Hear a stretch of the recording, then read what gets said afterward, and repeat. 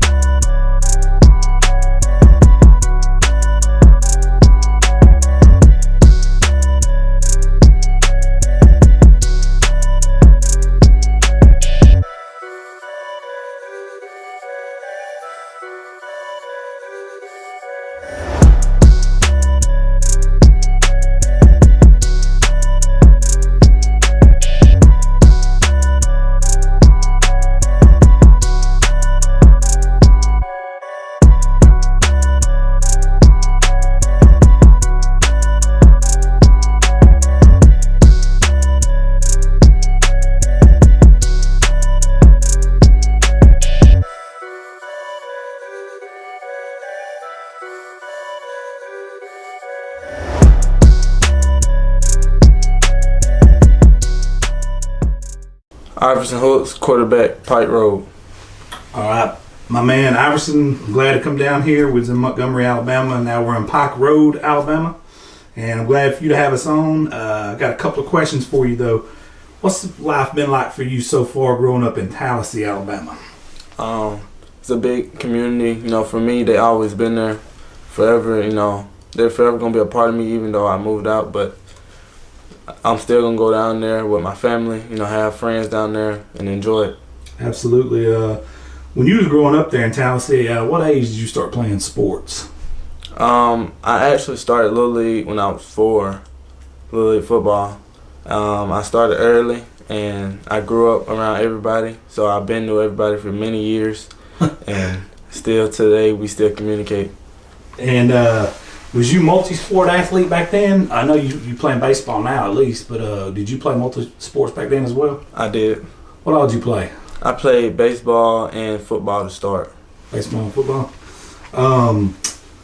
When you was coming up, let's say, Pee Wee on over into middle school, who was some of the biggest influences in your life? It could have been like a family member or a coach or just anybody that you'd like to, give props to right about now. Really, I have a bunch of people I call my brothers, but really my oldest brother, Leroy, I used to go to all his football games on Fridays, and they inspired me. I used to always hang around them because they were the bigger people I always looked up to.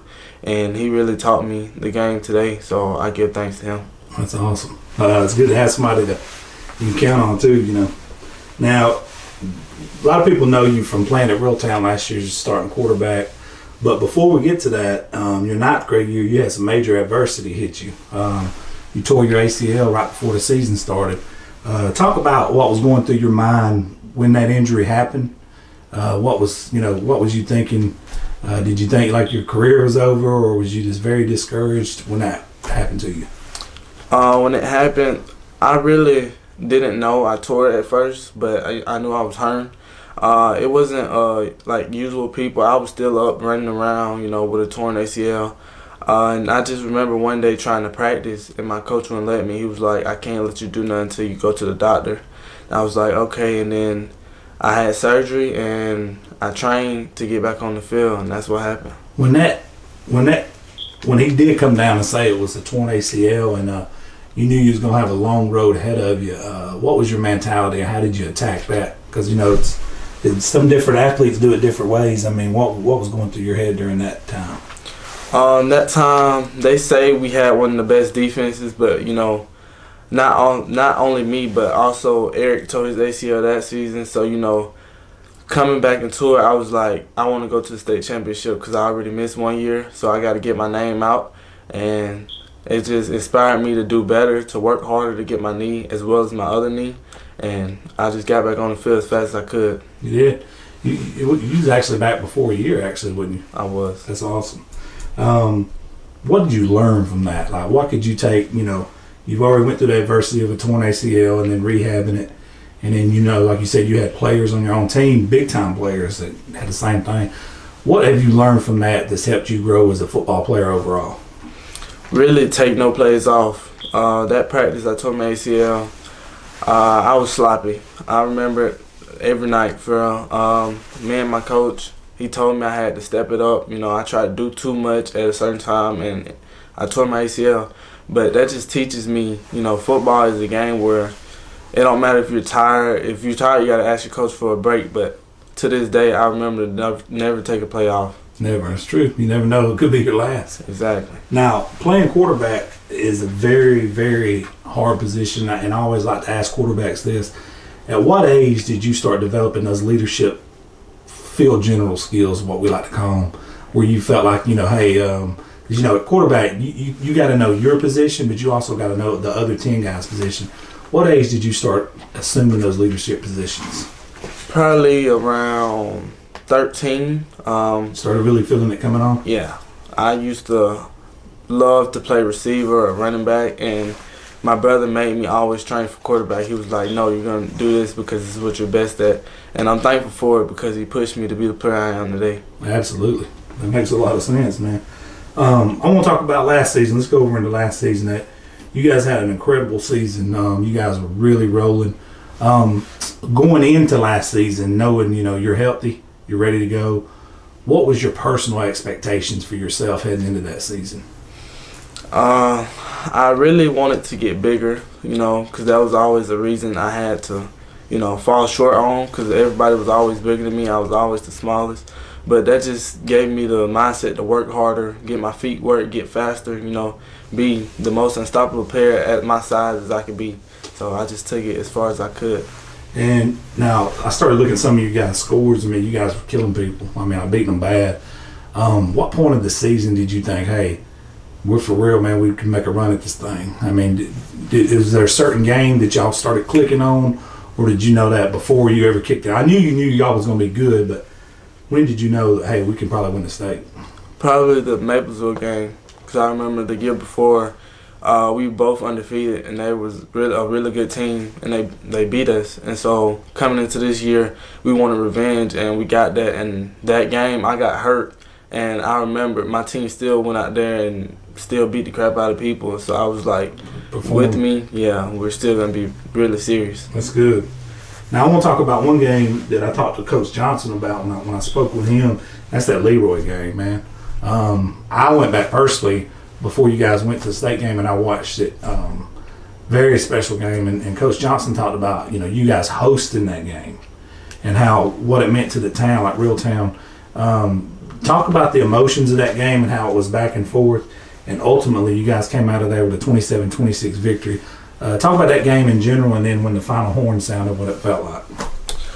I had a cousin that died in a car wreck, and he taught my brother how to play the game, so my brother taught me, and every game I pray to him. And my brother told me the cousin that died never beat Leroy. So going to that game, I was like, I got to do it for him. And so in pregame, I was like, it was a bunch of trash talking going around through crowds and stuff like that. But in my mindset, I was like, I got to block that out, and I just want to come out with a win. So that's what happened. Now, y'all went, was it for 2 right there? And you got that 27? Yeah, it was Faison, right? That ran it in. When he crossed that goal line and they raised their hands, what was going through your head? I'm not gonna lie, I cried, but the first person I went and found was Coach Johnson. Coach Johnson? Yeah, because before the game he told me this was something we had to do. He couldn't come out here and do it for us, and I believed in him the whole time, and he called the right play. He didn't give me the ball. He gave the ball to the player that needed it the most, and he got it for us and took us to the state championship. Now, I want to talk about the state championship game. Going into that game, there's a lot of questions, and you guys hadn't never seen Fife, and Fife hadn't never seen you guys. And like I said, I'm around Fife, and, they took y'all very, very seriously. And your name was said a lot about your speed, Faison's name, obviously Shaw, but they were really scared. I won't say scared, but they was really respected y'all's speed and things like that. It seemed like before you guys could get your footing in the game, you were down at 21-0 after 3 snaps.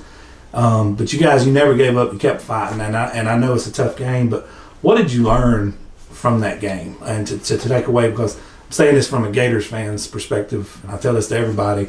We got beat 60-something to 30-something in a national title game by Nebraska. Turned around and won it the next year. So what did you learn from that game personally? I really enjoyed the game, but I learned I got to work harder. It was a few plays that I should have made some tackles, but they were much bigger than us, and I respect them. I respect Zach. He's a good player, but now on, I never want to go to a state championship and learn from a losing perspective. I want to go and win and be able to teach others how to get there and do the same thing. Absolutely, like you've been taught. I like that, man. I love it. Now, playing with players like Faison and Shaw, it's been recruited pretty heavily. And I know you want to play at the next level. What have you learned through watching those guys go ahead of you and getting the recruiting, or some of the things they did, the intangibles of the game that you've probably learned from them that's going to help you get to that next level? One was in the classrooms. No matter what, anybody can tell you in there. Anytime I got in trouble, made bad grades, Cam and Eshaw was the first person the teacher would tell, because they knew they was gonna handle me. And I respect them, and I respect that. So they taught me to always work harder in the classrooms, and it's gonna pay off on the field. The scholarships will come. True story. True story. Talk to me about Coach Matt Johnson and what he's meant to you in your life on and off the field. I remember being in the weight room and he asked me, he said, would you run through a brick wall for me? And this was like at the beginning of the season. And I told him, I thought about it, I was like, right now, Coach, I'm going to tell you the truth. I said no. And throughout the season, he just became my father. We gained much respect for each other, and I really love that man to this day. He texts me all the time, asks how it's going, and I tell him how it's going, but he taught me the game that no matter how far you're down or how far people doubt you, that you can always overcome it. So do not worry what nobody say, but to play your own game. He taught me how to beat myself. That's a true story. Now you currently moved here, you're back in Pike Road, and you're going to go to school here at Pike Road. How has that transition been to you to this point? I know you guys haven't went through spring yet, but it's coming up. But you're playing baseball now, correct? Yeah. How's the transition? Do you know a lot of the guys that went to school here, or you get to meet everybody? I knew probably about 2 people. Of course, I knew my cousin that went here, and I knew Quinshawn, the running back that goes here. I heard he was a great player. But really, I didn't come for that. I came because I always watched Pike Road, and I knew they threw the ball, 20, 25 times a game. And me being a black quarterback, I don't want to be known for scrambling. I want to be known for being able to throw the ball in holes, reading coverages, and stuff like that. No doubt. I respect that. Well, let me ask you this. And speaking of, you being playing the quarterback position, you recently went to the Dex Preps camp and performed with obviously some of the best talent in the state. What was that overall experience like for you, and seeing some of those other guys perform and seeing some of these receivers and skill position guys? What was it like for you personally? They taught me a lot. They taught me more back shoulder throws, something I can get down pat with the receivers I have here to be great. They taught me to keep my eyes down the field, move out the pocket, feet work, a better form to get the ball out faster. And so it's just getting me in a process to become a better quarterback. When you go to camps and things like that and you showcase your talent, you do run a 4.5. So when you do get down like the back shoulder fades and the 50-50 balls and stuff, and you become a complete quarterback, how far do you want to take this? Is your ultimate goal to go to the NFL? It is. It's always been, yes. What's some of the steps you think you're going to have to take? Maybe something you're not doing right now, or something that you're going to have to sacrifice to get to that level? I know colleges are going to try to move me, to like maybe receiver or cornerback. Not when you get them back shoulder fades in. But yeah, when I get everything down pat, I'm going to go to college or try to go to college and be the best to get me there in 3 or maybe 4 years. But I really don't know where I want to go or how I'm going to get there, but I just know I got to work till it comes. I got you. Let's get to know you a little bit better right here, okay? Yes, sir. Who is your favorite group in the world, artist, music-wise? Probably Lil Baby. Lil Baby? All right. Yeah. What's your favorite vacation spot? Vacation spot? I don't know. I like going to Atlanta. Atlanta? Yeah. I like seeing the people there. The big city. I gotcha. Favorite football movie? Probably Remember the Titans. That's a good one.